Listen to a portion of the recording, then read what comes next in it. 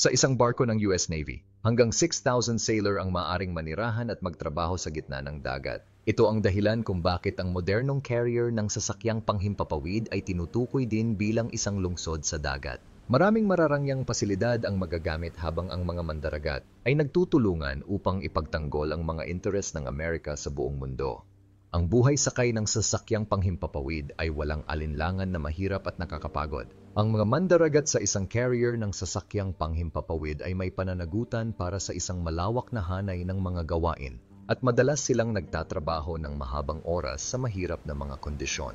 Isa sa mga hamon na iyon ay ang limitadong espasyo at privacy na magagamit sa isang carrier ng sasakyang panghimpapawid.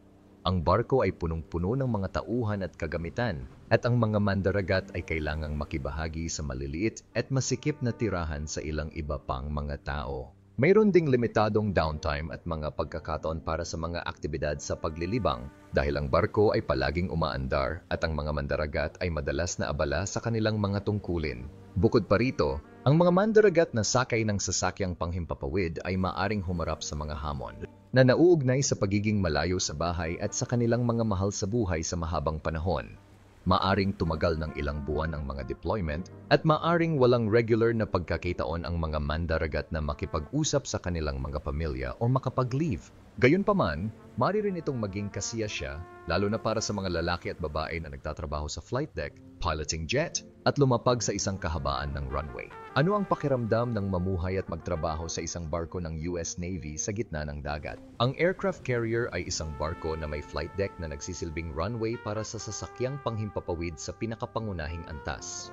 Ang isang carrier ng sasakyang panghimpapawid ay isa sa pinakamalakas na asset na maaring magkaroon ng Navy. Ang barko ay maaring umabot sa bilis na higit sa 35 knots na nagpapahintulot sa kanila na maglakbay sa karagatan sa loob ng ilang linggo. Ang mga carrier ng sasakyang panghimpapawid ay kasalukuyang naka-istasyon sa buong mundo, handang i-deploy anumang oras. Kung nais ng US Navy na gumawa ng isang malaking impression, ginagawa ito hindi lamang sa laki ng malaking barkong ito, kundi pati na rin sa siklab ng galit at organization sa flight deck. Kapag ang barko ay ganap na gumagana, ang mga tripulante ay maaring maglunsad o maglapag ng eroplano bawat 25 segundo na kumukuha lamang ng isang maliit na bahagi ng espasyo ng isang karaniwang runway. Paano sila kumikilos sa gitna ng karagatan? Upang magsimula sa, karamihan sa mga tao ay may maliit na access sa labas ng mundo. Ipinagmamalaki ng flight deck, hangar, at fantail ang nakamamanghang tanawin ng dagat at kalangitan, ngunit napaka-busy din nila at napakadelikado, at kakaunti lang ang pinapayagang bumisita sa mga normal na operasyon. Ang pinakamataas na antas ng isla ay ligtas, ngunit dahil sa mga sensitibong operasyon at limitadong espasyo, maraming individual ang hindi makakalabas at makakaalis. Ang isang mandaragat na nagtatrabaho sa ibaba ng mga deck ay maaring hindi makakita ng liwanag ng araw ng ilang linggo sa isang pagkakataon. Ang mga carrier ng sasakyang panghimpapawid ay mahalagang mga lumulutang na lungsod, kaya mayroon silang marami sa parehong uri ng mga pasilidad na makikita mo sa lupa. Ang ilan sa mga pasilidad na maaring available sakay ng US Navy aircraft carrier ay kinabibilangan ng galley o kusina na naghahain ng mga pagkain para sa hanggang 6,000 sailors, grocery store, recreational area para sa mga aktibidad sa pagpapahinga at paglilibang, gym para sa physical fitness, medical clinic para sa pangunahing pangangalagang medical, at marami pang iba na hindi mo inaasahan. Siyempre, ang mga particular na pasilidad na magagamit ay depende sa laki at pagsasaayos ng carrier.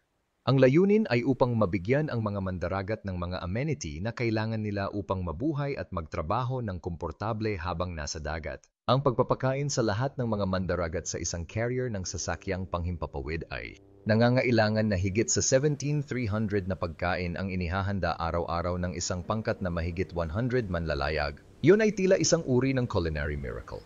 Kaya paano pinapakain araw-araw ang malaking bilang ng mga mandaragat na ito? Ang pagkain ay patuloy na itinuturing na isa sa pinakamahalagang aspeto ng serbisyo sa United States Navy. Sa simula pa lang, ang masarap na pagkain ay isang mahalagang salik sa pangangalap. Nais malaman ng mga mandaragat na sila ay mabubusog na isang malaking issue sa unang bahagi ng Amerika dahil ang pagkain ay hindi halos magkakaibang gaya ng ating mga gawi sa pagkain ngayon, kaya kailangang malaman ng mga mandaragat na sila ay masusustansyang mabuti.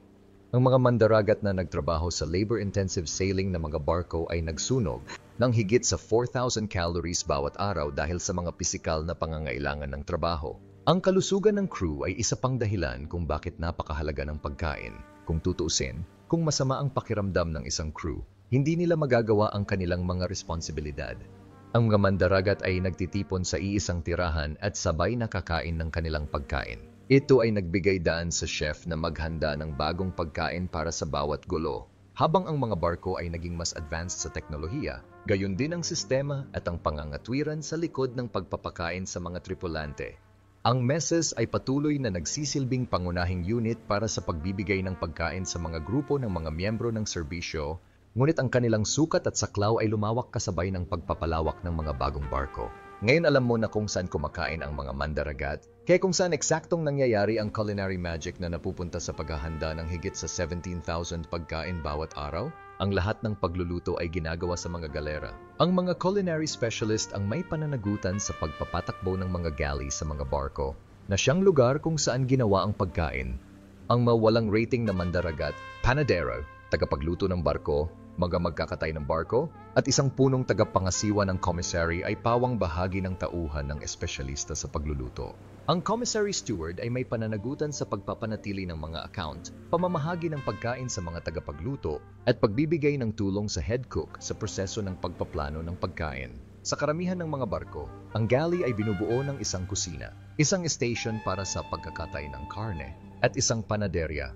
Ang karamihan sa mga kagamitan ay napakalaki upang mahawakan nito ang napakalaking halaga ng pagkain na kinakailangan upang pakainin ng isang malaking tauhan.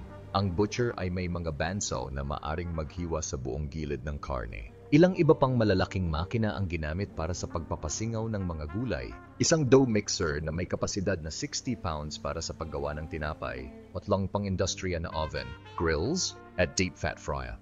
Sa pagitan ng 16,000 at 18,000 na pagkain ang ginagawa araw-araw ng humigit kumulang 93 culinary specialist staff. Ang mga pagkain ay mula sa almusal na hinahain sa 6 a.m. hanggang sa mid-rats o midnight ration. Ang pagpaplano ay mahalaga upang maisakatuparan ang layuning ito. Sumusunod ang mga tagapagluto ng barko sa isang siklo ng menu na tumatagal ng 15 araw at tumatanggap ng muling supply sa dagat isang beses bawat linggo, kabilang ang parehong tuyo at sariwang mga kalakal. Ang 5,000 tripulante na sakay ng isang aircraft carrier ay maaring kumonsumo ng 1,600 pounds ng manok, 160 gallons ng gatas, 30 case ng cereal, at 350 pounds ng lettuce sa isang araw. Ang lahat ay ginawa sa napakalaking dami. Kinakailangan ng mga kusinero na patuloy na maghanda ng mga pagkain, gumawa ng iba't ibang aktibidad, at sumailalim sa pagsasanay upang matuto ng mga bagong responsibilidad. Ang lahat ng mga galleys sa mga carrier ay sapat na ibinibigay. Pagkatapos ng bawat 7 hanggang 10 araw, ang isang supply ship ay magdadala sa pagitan ng 400,000 at 1 milyong libra ang pagkain. Kapag may pangangailangan para sa isang pagkakaiba-iba sa mga paghahatid, hindi karaniwan para sa mga regional na pagkain na isama tulad ng feta cheese mula sa Greece. Pinaplano ng Navy ang mga pagkain nito para sa susunod na 15 araw ng maaga. Binubuo ang mga ito ng mga pagkain na idinisenyo upang mapataas ang moral ng mga mandaragat tulad ng Taco Tuesday at Mongolian Grill. Ginagawa nilang isang punto upang matiyak na ang bawat pagkain ay luto sa isang mataas na pamantayan na tinitiyak na ang mga mandaragat ay masisiyahan sa isang kasiyasyang pagkain kahit na sila ay libu-libong milya ang layo mula sa kanilang mga tahanan. Ang antas ng kahusayan ng isang culinary specialist sa kanilang trabaho ay direktang nakakaapekto sa moral ng isang crew ng barko at sa kalidad ng pamumuhay na kanilang tinatama sa sakay. Kapag ang isang mandaragat ay nakapwesto sa dagat at ang kanilang kaarawan ay sumapit sa loob ng isang particular na buwan ng kalendaryo, sila ay binibigyan ng isang pagdiriwang na tanghalian na may pangunahing tadyang o lobster na pangunahing pagkain na kompleto sa isang tablecloth, mga baso ng alak at kaaya-ayang background music. Pag-usapan natin kung paano nagagawa ng mga culinary specialist na ito ang napakalaking dami ng pagkain araw-araw. Ang buhay ng isang Navy culinary specialist ay nangangailangan ng isang marino na handang magsumikap at hindi matakot na madumihan ang kanilang mga kamay o magtrabaho ng hindi karaniwan at mahabang oras. Bumangon sila araw-araw sa alas 3 ng umaga upang maghanda ng almusal na dapat ay handa na ng alas 6 ng umaga. Bilang karagdagan, ang pamamahala ng oras ay isang mahalagang kasanayan para sa mga espesyalista sa pagluluto ng Navy. Ang sukdulan ng kahalagahan ay inilalagay sa epektibong pamamahala ng oras, Dapat nilang tiyakin na ang bawat minuto ay produktibo kung nais nilang makasabay sa pangangailangan ng paggawa ng libu-libong pagkain araw-araw. Bukod pa rito, mayroong iba't ibang mga responsibilidad na nasa saklaw ng bawat culinary specialist. Kahit na marami silang iba't ibang responsibilidad na dapat gampanan, ang pagkain ay kailangan pa ring ihanda ng tama at ihain sa oras. Ngunit ang buhay para sa mga eksperto sa pagluluto ay naging mas madali dahil ang mga modernong sasakyang panghimpapawid carrier galley ay itinayo sa paraan na ang pagluluto ay madaling gawin. Halimbawa, tingnan natin kung paano nakabalangkas at gumagana ang galera ng USS Gerald R.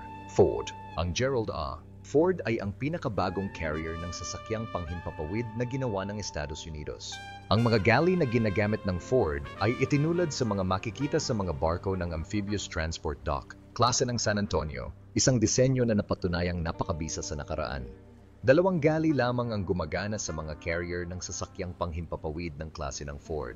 Parehong ang Departamento ng Supply sa Ford at ang Dibisyon ng Serbisyo ng Pagkain ay naatasan sa pagbuo ng mga karaniwang pamamaraan ng pagpapatakbo para sa pagpapatakbo ng parihong mga conglomerate galley ng sabay-sabay upang mapakain nila ang mga tripulante at magbigay ng suporta para sa CVW-8. Ang mga pagkain ay inihahain sa mga tripulante, pinuno, at mga opisyal mula sa 3 katabing panig sa isang sentralisadong galera na matatagpuan sa likuran ng sasakyang panghimpapawid. Dahil ang mga bahagi ng pagkain ay nagmula sa parehong pinagmulan at inihahanda ng parehong mga tagapagluto, ang paghahatid ng maraming linya ng pagkain mula sa isang galera ay nagsisiguro na ang mga pagkain ay magiging pare-pareho sa kabuuan. Pinipigilan nito ang paghahanda ng mga espesyal na pagkain para sa iba't ibang gulo habang kasabay nito ay pinapabuti ang pangkalahatang kalidad ng mga pagkain ng crew. Parehong nakaayos ang mga kusina ng barko sa gitnang linya ng barko at sineserbisyuhan ng mga itong mga elevator na may kakayahang pallet na nakaposisyon sa itaas ng mga palletized na malamig, tuyo, at frozen na mga lugar ng imbakan. Ang food service cargo team ay madaling masira, mag-freeze, magpalamig, at mag-dry ng mga supply gamit ang medyo maliit na team dahil nagtatampok ang vertical integration na ito ng mga storeroom sa ilalim mismo ng galley. Ang vertical integration ay hindi lamang nakakabawas ng husto sa pangangailangan para sa malalaking working team na binubuo ng 50 hanggang 100 katao upang suportahan ang paggalaw ng kargamento, ngunit ginagawang posible rin para sa food service division na gumana ng hindi nakakasagabal sa mga regular na operation ng barko. Kung sa tingin mo ang pagkain sa isang carrier ng sasakyang panghimpapawid ay naalagaang mabuti, marami pang amenities sa barko na magpapahanga sa iyo. Ang ilan sa mga amenity na makikita mo sa isang aircraft carrier ay kinabibilangan ng laundry room na maaring maglaba at magpatuyo ng 50,000 pounds ng damit bawat linggo. Ang mga mandaragat ay gumugugol ng karamihan sa kanilang oras sa dagat at bilang resulta ay walang access sa parehong iba't ibang kaginhawahan at pasilidad na mayroon ka araw-araw. Ang hukbong dagat ng Estados Unidos ay halos ginawang magagamit sa mga mandaragat nito ang lahat ng kanilang makukuha kung sila ay nakatalaga sa tuyong lupa. Ginagawa ito upang matiyak na ang mga mandaragat ay nananatili sa pinakamabuting posibleng pisikal na kondisyon at ang kanilang moral ay nananatiling sapat na mataas upang payagan silang magampanan ng kanilang mga tungkulin ng mahusay. Isa sa mga pasilidad na ito ay ang grocery store. Ang isang tindahan ng grocery ay may mataas na pangangailangan sa isang carrier ng sasakyang panghimpapawid. Kahit na baliwalain ng isang tao ang katotohanan na ang pagkakaroon ng junk food ay mananatiling mataas ang moral, mayroon pa ring wastong katwiran para sa mga barko na magsama ng mga convenience store. Ang mandaragat ay dapat magtago ng supply ng kanilang mga pang-ahit o mga gamit sa kalinisan at pagkain. Mayroong lahat ng uri ng mga bagay na magagamit. Ibibigay ng Navy ang ilan sa mga bagay na ito sa isang mandaragat na sakay ng sasakyang panghimpapawid. Ngunit kung minsan ang mga mandaragat ay maaring mangailangan ng ilang bagay, madali nila itong makukuha sa tindahan. Ang tindahan ay may average na humigit kumulang $10,000 bawat araw na may higit sa 1,050 na mga transaction. Makukuha ng mga mandaragat ang anumang gusto nila sa tindahan at mamuhay ng komportable. Kahit na ang mga mandaragat ay nasa isang particular na dieta, ang mga protina shake and patatas ay magagamit, ngunit ang candy at chocolate ay magagamit din. Gayon din, iba't ibang uri ng kape at iba pang paraan upang mapagsilbihan ang mga mandaragat hanggat maaari. Ang mga tripulante ay baring bumili ng mga produktong tabako, phone card, at mas mataas na presyo ng mga bagay sa rehistro. Ang lahat ng nalikom ay dumiretso sa moral, welfare, at libangan, na nagpapababa ng mga gastos para sa mga aktibidad sa kalayaan. Sino ang eksaktong namamahala sa pagpapatakbo ng convenience store na matatagpuan sa isang aircraft carrier? Ang mga individual na may control sa grocery store ay ang mga retail service specialist. Sila ang namamahala sa pagpapatakbo ng grocery store at iba't ibang mga operasyon sa mga carrier ng sasakyang panghimpapawid. Ang mga retail service specialist ay dating kilala bilang mga servicemen ng barko. Pinalitan sila ng pangalan noong 2019. Paano kung maubusan ng stock ang grocery store? Ano ang mangyayari? Ito ay pareho na mangyayari sa isang grocery store na matatagpuan sa lupa. Kukunin lang ang mga ito. Pero dahil nasa gitna sila ng karagatan, paano nila magagawa iyon? Ang proseso ng Navy upang maibigay ang lahat ng kailangan ng carrier habang nasa dagat, kabilang ang pagkain at iba pang mga grocery item, ay kilala bilang muling pagdadagdag sa dagat.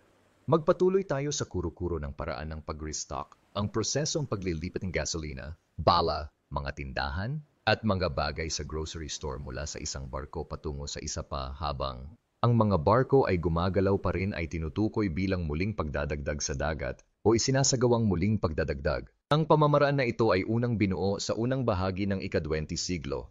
Ito ay malawakang ginamit ng United States Navy bilang isang logistical support technique sa Pacific Theater ng World War II. Bilang resulta, naging posible para sa mga task force ng carrier ng Estados Unidos na manatili sa dagat ng walang katiyakan.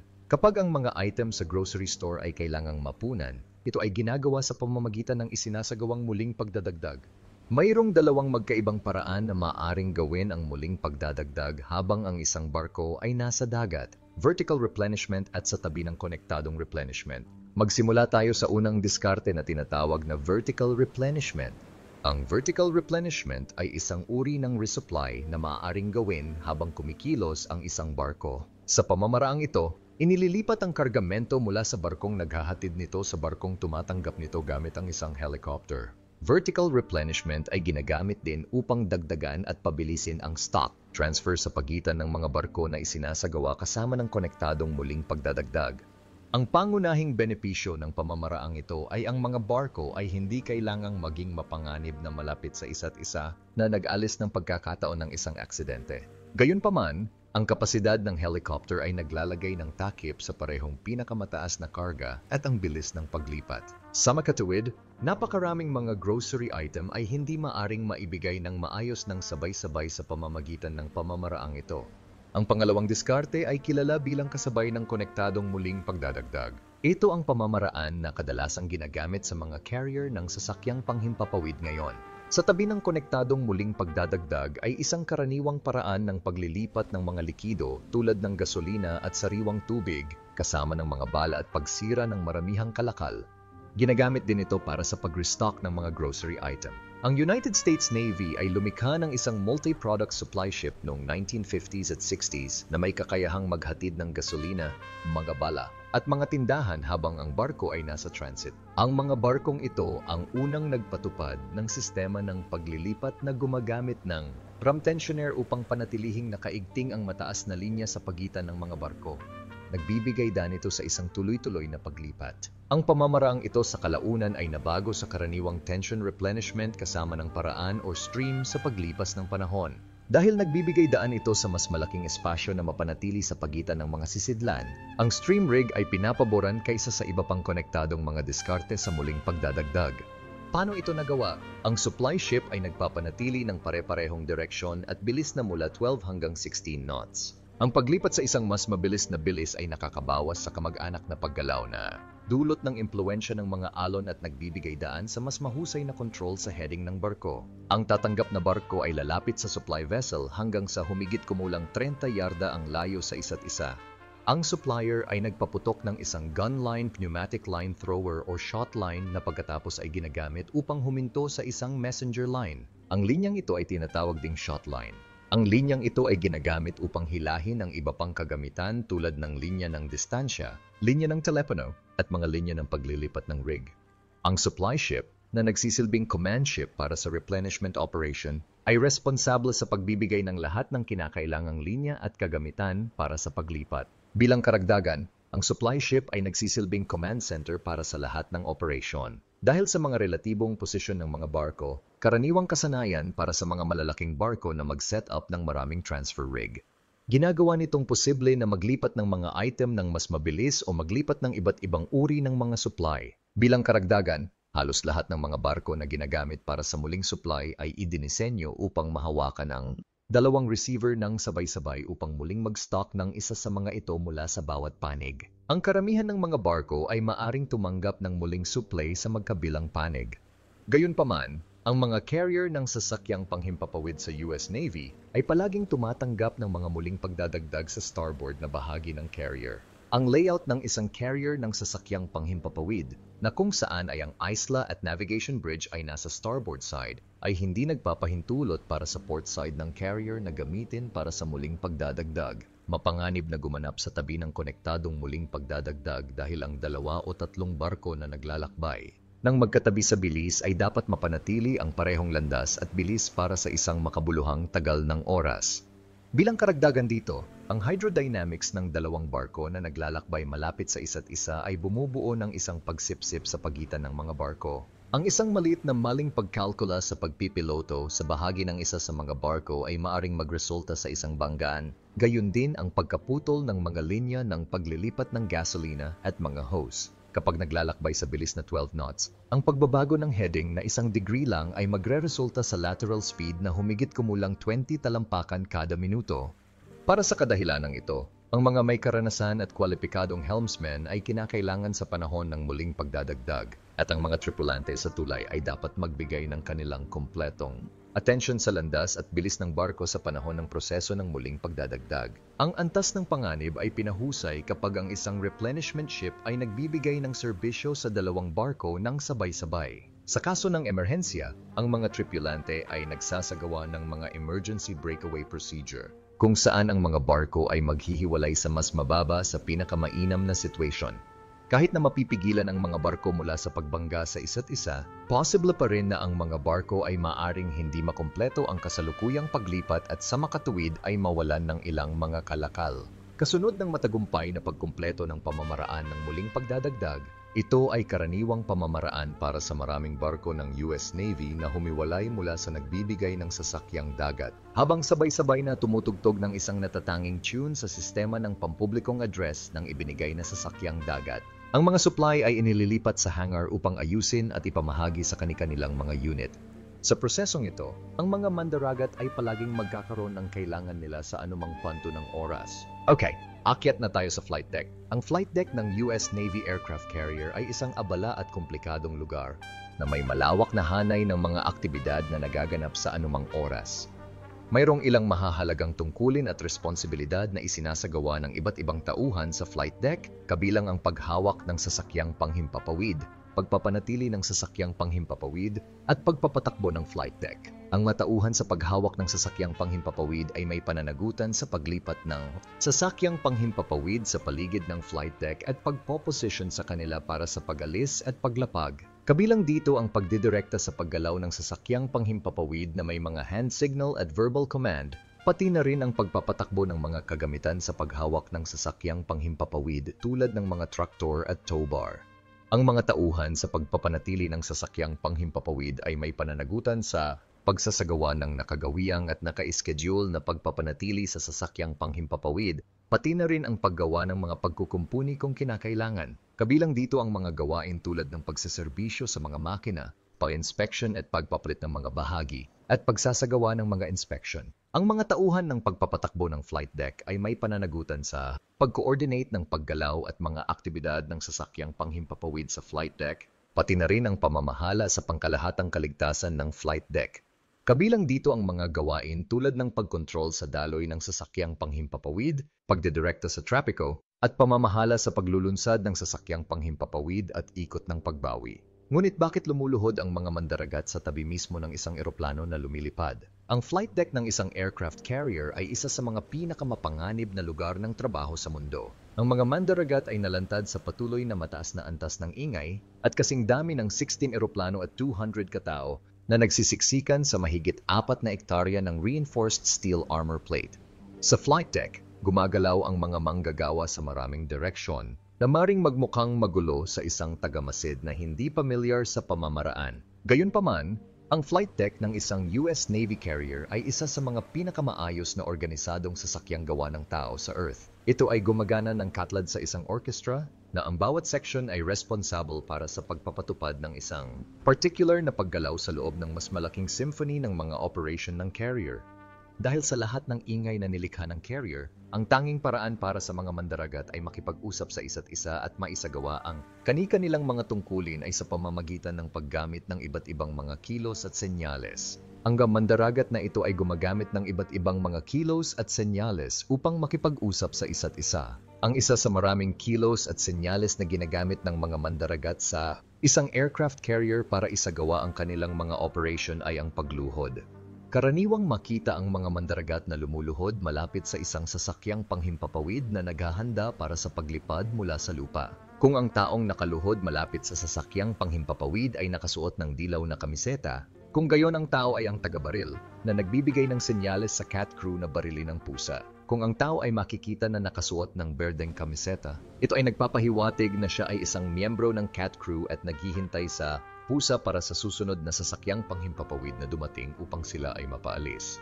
Kung ibang kulay ang kanyang pananamit, malamang na miyembro siya ng quality assurance team para sa squadron at naghihintay siya ng susunod na sasakyang panghimpapawid na mag-taxi forward sa pusa para sa susunod na shot. Bago mailunsad ang sasakyang panghimpapawid mula sa tirador, kailangan niyang magsagawa ng mabilis na inspection upang suriin ang anumang pagtagas ng hydrauliko o gasolina, gayon din ang anumang iba pang halatang issue. Sa isang typical na paglulunsad, isang grupo ng 10 tao ang ilalagay sa kahon ng deck sa pagitan ng mga pusa. Ang mga individual na ito ay ang cat crew, ang mga miyembro ng Ordnance Department, at ang QA final checkers. Ang hand signaling ay isa pang typical na kilos na ginagamit ng mga mandaragat bukod sa pagluhod. Sa katotohanan, ang mga senyales ng kamay para sa lahat ng paglulunsad at pagbawi ay halos magkapareho. Kung ang isang piloto ay makabuo ng isang bagong maniobra sa mabilisang, mayroong isang pagkakataon na maari itong ma-misinterpret bilang ibang bagay na maaring humantong sa isang nakapipinsalang conclusion. Pagkatapos ng startup, kapag sinabi ng piloto na handa na siyang lumipad, bibigyan niya ang kapitan ng eroplano ng thumbs up signal. Pagkatapos noon, maghihintay ang kapitan ng eroplano at ang piloto hanggang sa dumating ang isang taong nakasuot ng dilaw na kamiseta upang manguna sa sasakyang panghimpapawid. Ang isang sasakyang panghimpapawid ay mananatiling nakatigil sa flight deck maliban kung ang isang dilaw na kamiseta ay kumokontrol dito. Ang mga director na ito ay palaging nandyan upang ayusin ang mga paggalaw ng sasakyang panghimpapawid, hindi alintana kung ang sasakyang panghimpapawid ay nagtaksi o hinihila. Ang lahat ng signal na ipaparating sa mga piloto ay gagawin sa itaas ng baywang, habang ang mga ibibigay sa iba pang miyembro ng flight deck ay gagawin sa ibaba ng baywang. Ang dilaw na kamiseta ay unang kukumpirmahin ang thumbs up upang lumipad at pagkatapos ng signal, sirain ang sasakyang panghimpapawid. Ang mga braso ay iginagalaw sa mga sweeping na galaw na nagpapahiwatig na ang mga choke at chain ay aalisin sa eroplano at sila ay mananatili lamang sa posisyon sa pamamagitan ng mga preno. Kasunod ng pag-disassembly ng sasakyang panghimpapawid, ang mga signal ng taxi ay ginagamit upang gabayan ang sasakyang panghimpapawid sa paligid ng flight deck. Sa mundo ng aviation, ang mga kilos na ito ay pamantayan. Ang pagwagayway ng mga braso ay nagpapahiwatig ng pagtaksi at pagyuko ng isang braso upang magpahiwatig ng pagliko. Ang lahat ng mga pag-ikot ay gagawin kapag ang makina ay idle upang maiwasan ang sasakyang panghimpapawid mula sa pagwawalis ng malaking halaga ng thrust at pagtapon ng mga tao sa dagat. Kapag nagtaksi sila ng eroplano, ang mga dilaw na kamiseta ay hindi pinahihintulutang gumalaw. Kapag ang sasakyang panghimpapawid ay lumalapit sa dilaw na kamiseta na gumagabay dito, ang sasakyang panghimpapawid ay ipapasa sa susunod na director. Naghihintay para dito na may punto sa direksyon ng susunod na director. Ang sasakyang panghimpapawid ay tinaksi sa isa sa 4 na catapult at ang ruta, direction, at ang pagkakasunod-sunod ng mga eroplano ay pawang nakaayos at kinokontrol ng handler sa flight deck control. Mayroon pa silang mga contingency na location para sa mga sasakyang panghimpapawid na bumaba at hindi makakapaglunsad. Sa sandaling nasa tirador, ang sasakyang panghimpapawid ay bibigyan ng hudyat upang ibuka ang mga pakpak, isang pag-ayos ng mga braso mula sa dibdib hanggang sa ganap na pinalawak na posisyon. Pagkatapos ay iuunat ng direktor ang isang braso pasulong upang ipahiwatig na oras na para i-drop ang launch bar na mukhang binabaliwala niya ang piloto. Magtataksi na ang eroplano ng marahan at tumpak upang ang launch bar at ang catapult shuttle ay maayos na nakapila. Ang isang sasakyang panghimpapawid na nilagyan ng mga bala ay kailangang armado kaagad bago ito payagang tumira sa posisyon ng pusa. Sa panahon ng prosesong ito na posibleng nagbabanta sa buhay, ang isang ordi, na kilala rin bilang isang pulang kamiseta, ay magbibigay ng hands-up na signal upang matiyak na ang parehong mga pilot arm ay nakikita sa lahat ng oras. Ang nakakocked na posisyon ng kamay ng baril na makikita sa maraming footage ng Tom Cruise ay isang bagay na mas gustong gawin ng maraming piloto, ngunit hindi ito kinakailangan.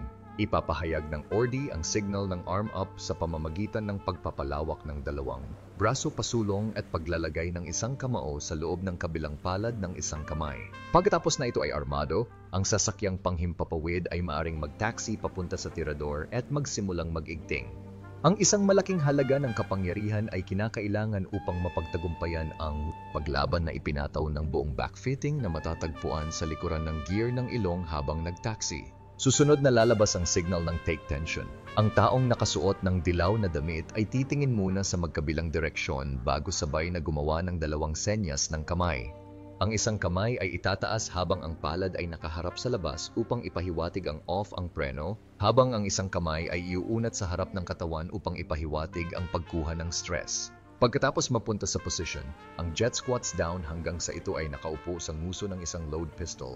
Pagkatapos nito, ang panghuling director ay maglilipat ng control sa taga-baril na frenetically iwagayway ang kanyang mga kamay sa hangin sa pag-asa sa run-up signal. Pagkatapos ay buburahin ng piloto ang mga control, itatakda ang kapangyarihang militar, at gagawa ng huling pagsusuri sa mga instrumento. Ang launch bar ay hindi tataas hanggang pagkatapos ng paglunsad. Kapag nilalaman ng piloto, sasaludo siya sa taga-baril at pagkatapos ay ilalagay ang kanyang kamay sa alinman sa mga towel rack sa canopy bow o sa stick. Depende sa kanyang gustong paraan ng operasyon. Ang pagpili ay ganap na nasa kanya. Ibabalik ng taga-baril ang pagsaludo. Ituro ang bawat isa sa mga elemento na nasa kanyang huling checklist. Itap ang deck at ituro pasulong bilang isang senyas na malapit nang mangyari ang paglulunsad. Pagkatapos ng pagpindot, ang mga signal ay nagiging hindi gaanong komplikado. Kapag papalapit na ang piloto sa landing spot, makikita niya ang isang dilaw na kamiseta na nakatayo sa kanyang kanan na hinihila pa atras ang isa sa kanyang mga hinlalaki upang ipahiwatig na dapat niyang bawasan ang throttle pagkatapos ng bitag. Pagkatapos ng maikling pag-pause, ang signal ng hookup ay ipinaparating sa pamamagitan ng pagdadala ng isang hinlalaki sa nakabukang palad ng kabilang kamay. Pagkatapos nito, bibigyan ng piloto ang flight deck chief ng thumbs up or thumbs down para isaad kung nakataas ang jet para sa maintenance o pababa para sa maintenance.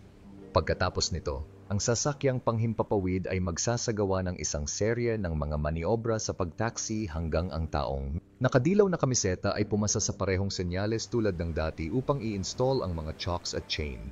Pagkatapos nito, ang sasakyang panghimpapawid ay ibibigay sa kapitan ng eroplano. At hindi lang yon. Sa gitna ng flight deck ng isang carrier ng sasakyang panghimpapawid, mayroong pinakamaliit na espasyo na magpapahanga sa iyo. Ang bubble, kung saan ang napakahalagang gawain ay ginagawa gamit ang pinakakapanapanabik na view. Ang kakayahan ng mga barkong ito na lumipad at lumapag ng mga jet sa isang maliit na espasyo ay hindi kapani-paniwala. Habang ang mga mandaragat na naka-helmet ay nagdudugtong sa flight deck na may suot na earplug upang mapahina ang nakakabinging ingay, ang ilang mga opisyal ay may matamis na pagtingin sa lahat ng aksyon, habang nakaupo sa isa sa pinakamaliit na silid sa isang sasakyang panghimpapawid. Ito ay tinatawag na bula. Ang Integrated Catapult Control System, na kilala rin bilang bubble, ay isang istasyon na matatagpuan sa mga flight deck ng mga carrier ng sasakyang panghimpapawid. Ang Integrated Catapult Control Station, UICCS, ay ginagamit sa mga modernong aircraft carrier sa United States Navy. Ginagawang posible ng istasyon na maglunsad ng mga carrier na may pinahusay na kaligtasan at mas mataas na kahusayan. Ito ay nagsisilbing sentro ng nerbiyos ng sistema ng kontrol ng tirador na nag-aalis ng pangangailangan para sa ilang malalayong istasyon at ang mga intercommunication na kinakailangan para sa bawat pag-alis ng eroplano. Dahil kahit isang maliit na pagkakamali o pagkasira sa communication ay maaring magresulta sa isang aksidente, ang opisyal ng Navy na nasa bubble ay may malaking responsibilidad. Ang mandaragat sa bubble ay gumagawa ng mga pagsusuri sa kaligtasan bago ang paglulunsad at sa sandaling siya ay nasa loob ng bubble, sinusuri niya ang hangin, tinitiyak na malinaw ang landas at binabantayan ang board na nasa harap niya. Bago lumipad, tumingin siya sa direksyon ng piloto. Kung igalaw ng piloto ang kanyang ulo o pinatay ang kanyang mga ilaw habang umaalis sa gabi, maantala ang pag-alis. Ang pangunahing bahagi ng mga control ng ICCS ay nakakalat sa pagitan ng ICCS sa deck at ng central charging panel sa ibaba ng deck. Ang pagkontrol sa pagpapatakbo ng dalawang magkatabing tirador ay responsibilidad ng ICCS na naglalaman ng parehong Catapult Officer Control Console at Monitor Control Console. Ang ICCS ay konektado sa mga remote control panel para sa bawat tirador ng mga sound-powered na telepono at isang set ng indicator lights. Sa kaganapan ng isang crisis, ang mga gawain ng ICCS ay maaring ilipat sa Emergency Deck Edge Control Panel o sa Central Charging Panel at ang Catapult Officer ay maaring pangasiwan ang pagdidirekta ng mga operations sa deck upang idirekta ang mga aktibidad ng tirador. Ang Catapult Officer Control Console, ang Monitor Control Console, at ang Central Charging Panel ay ginagamit kasabay ng isa't isa. Para sa kaginhawahan sa paggamit nito, ang Control Console ay may wraparound na disenyo. Sa gilid ng console na mas malapit sa Command Catapult, nakaposisyon ang magkahiwalay na control panel para sa bawat isa sa dalawang catapult na kinokontrol ng console na iyon. Ang mga operating panel ay naglalaman ng mga status light, light switch unit para sa iba't ibang phase ng catapult operation, nose gear launch switch, manual aircraft data input system readout, at array switch, at capacity selective valve position console. Ang mga sangkap na ito ay nagpapahintulot sa operator na gabayan ang tirador sa pamamagitan ng isang normal na ikot ng paglulunsad. Hindi kinakailangang gamitin ang bubble para maglunsad ng tirador. Ang mga carrier ng klase ng Nimitz ay nilagyan din ng mga lumang remote na istasyon na ginagamit upang patakbuhin ang mga tirador sa mas lumang mga carrier. Sa makatuwid, kung ang bubble ay hindi ginagamit upang maglunsad ng sasakyang panghimpapawid sa carrier, ang proseso ay tinutulungan ng mga malalayong istasyong ito. Ang isang carrier ng sasakyang panghimpapawid ay maaring maglunsad ng isang sasakyang panghimpapawid mula sa 4 na tirador nito sa bilis na isa bawat 20 segundo. Ang catapult ay may humigit kumulang 300 talampakan at bawat isa ay may napakalaking piston sa ilalim ng kubyerta. Tanging isang maliit na mekanismo na matatagpuan sa itaas ng kubyerta ang ginagamit upang i-on ang nose gear ng sasakyang panghimpapawid. Ang labangan ng catapult na matatagpuan sa ilalim ng flight deck ay may linya na may dalawang hanay ng mga slotted cylindrical pipe. Kapag oras na para lumipad ang mga eroplano, dadalhin ng mga humahawak ng sasakyang panghimpapawid sa flight deck ang eroplano, papunta sa tirador at pagkatapos ay ikonekta ang tirador sa gear ng ilong ng eroplano. Ang isang T-bar ay nakakabit sa nose gear ng bawat sasakyang panghimpapawid at ang bar na ito ay upang hilahin ang sasakyang panghimpapawid pababa sa tirador. Ang bar na ito sa nose gear ng sasakyang panghimpapawid ay naglilink sa isang pares ng mga piston sa labangan at nakakabit sa isang shuttle na nakausli mula sa flight deck. Ang sasakyang panghimpapawid ay nakalagay sa lugar sa pamamagitan ng isang holdback na mekanismo na nakakabit sa gear ng ilong at ang strain ay ibinibigay sa system. Matapos makumpleto ang huling serye ng mga pagsusuri, dinadala ng piloto ang lahat ng makina ng sasakyang panghimpapawid hanggang sa kanilang pinakamataas na setting ng kuryente. Sa sandaling maabot ng mga makina ang kanilang pinakamataas na output, ang tirador ay isinaaktibo na nagiging sanhi ng pagpapabilis ng eroplano mula sa 0 hanggang 160 knots sa wala pang 2 segundo. Ang singaw ay ipinapasok sa catapult sa pamamagitan ng pagbubukas ng launching valve assembly bilang tugon sa isang senyas mula sa catapult safety observer na matatagpuan sa flight deck. Ang bigat ng sasakyang panghimpapawid at bilis ng hangin sa ibabaw ng kubyerta ay ang dalawang salik na nagpapasya kung gaano katagal ang mga balbula ay pinapayagang manatiling bukas. Ang holdback ay pinakawalan na pinipilit ang mga piston at ang shuttle pasulong, pinabilis ang sasakyang panghimpapawid sa kahabaan ng 300-foot deck. Ito ay tumatagal ng mas mababa sa 2 segundo para sa isang eroplano na tumitimbang ng 60,000 pounds upang maabot ang bilis ng higit sa 150 milya bawat oras. Wow! Parang ang daming trabaho. Mayroon ding ilang mga tradisyon sa barko. Halimbawa, may pagkakataon ng mga mandaragat na tumalon sa barko na tinatawag na swim call. Bakit isinapanganib ng mga mandaragat ang kanilang buhay upang tumalon mula sa sasakyang panghimpapawid? Ang mga tawag sa paglangoy ay isang malaking tradisyon para sa mga mandaragat ng US Navy. Sa oras ng kanilang pagsisimula, ang mga tawag sa paglangoy ay isang pagkakataon para sa mga mandaragat na maligo dahil walang palaging supply ng tubig noon. Madalas silang nakikita bilang isang pahinga. Kinakailangan para sa mga miyembro ng crew na huminga mula sa kanilang mga regular na aktibidad at magpakawala ng kaunting singaw kung saan pumapasok ang mga tawag sa paglangoy. Karaniwang sinusuri ng COO kung ang dagat ay angkop para sa mga mandaragat na kumuha ng mainit na pagsisid sa pamamagitan ng pagsuri sa temperatura ng iniksyon ng tubig dagat bago atasan ng kapitan na ipaalam sa lahat ng departamento ng carrier ng sasakyang panghimpapawid. Hindi lahat ng nakikibahagi sa isang tawag sa paglangoy ay sapat na mapalad upang tamasahin ang naaangkop na temperatura. Ang miyembro ng crew na sakay ng isang submarino kung minsan ay kailangang makilahok sa isang siglong lumang tradisyon ng hukbong dagat sa malamig na dagat. Ito ay isang hinahangad na kaganapan dahil ang mga mandaragat ay ginagarantiyahan na magkaroon ng isang malakas na paglangoy sa napakaraming tubig kahit na kinakailangan silang manatiling malapit sa carrier. Habang naghahanda na tumalon sa gilid ng barko, kung minsan ang mga mandaragat ay nakikibahagi sa isang kakaibang competition para sa higit na kasiyahan. Ang ilang mga competition ay kinabibilangan ng mga mandaragat na nagbibihis ng mga kasuotan bago sumisid sa tubig, habang ang iba ay nagsasangkot ng mga mandaragat na nakikipaglaban sa isa't isa para sa pinakamatagal o pinakamaraming pagtalon. Sa sobrang saya ng mga mandaragat, ang mga tawag sa paglangoy ay maaring maging isang natatanging alaala para sa mga mandaragat, kahit na para sa mga retiradong veterano na bumalik sa buong panahong pamumuhay sa lupa. Maaring tumalon ang mga mandaragat sa isa sa mga elevator sa hangar bay sa panahon ng isang tawag sa paglangoy. Dinadala sila ng mga elevator sa taas na 30 talampakan na siyang karaniwang taas ng isang Olympic diving platform. Ang mga mandaragat ay dapat na angkop na tumalon mula sa elevator patungo sa karagatan o nanganganib silang mabali ang buto mula sa maling pagkabasag sa ibabaw ng tubig. Matapos masiyahan sa mahabang pahinga sa paglangoy sa mainit na tubig, ang mga mandaragat ay dinadala pabalik sa barko sa pamamagitan ng pag-scale ng mga lambat ng kargamento na ipinakalat ng mga kabosun o ng mga landing dock ng barko. Ang isang karagdagang tradisyon ng hukbong dagat sa mga tawag sa paglangoy ay mga party na bakal sa beach. Kasama sa mga picnic event na ito ang mga mandaragat na tumutugtog ng musika at nagluluto ng mga barbecue sa flight deck para sa kanilang mga kasama na naliligo sa dagat. Ang kaganapan sa pagkain ay karaniwang itinataguyod ng mga departamentong nakasakay sa isang barko. Sa paglubog ng araw sa panibagong araw ng serbisyo, ang mga mandaragat ng US Navy ay handang harapin ang anumang pagsubok na darating sa kanila. Mula sa mga flight deck ng mga carrier ng sasakyang panghimpapawid hanggang sa mga submarino na gumagala sa kailaliman ng karagatan, pinaglilingkuran nila ang kanilang bansa ng may karangalan at natatanging. Sa pamamagitan ng kanilang pagsusumikap at dedikasyon, pinoprotektahan nila ang mga kalayaang pinanghahawakan natin at pinapanatiling ligtas ang ating bansa. Ipinagmamalaki naming sabihin ang kanilang kwento at parangalan ng kanilang serbisyo. Salamat sa magigiting na kalalakihan at kababaihan ng US Navy. I like ang video na ito kung malaki rin ang respeto mo sa lahat ng crew members ng US Navy. Mag-iwan ng komento. Kami ay interesado tungkol sa iyong opinyon o iyong karanasan sa US Navy.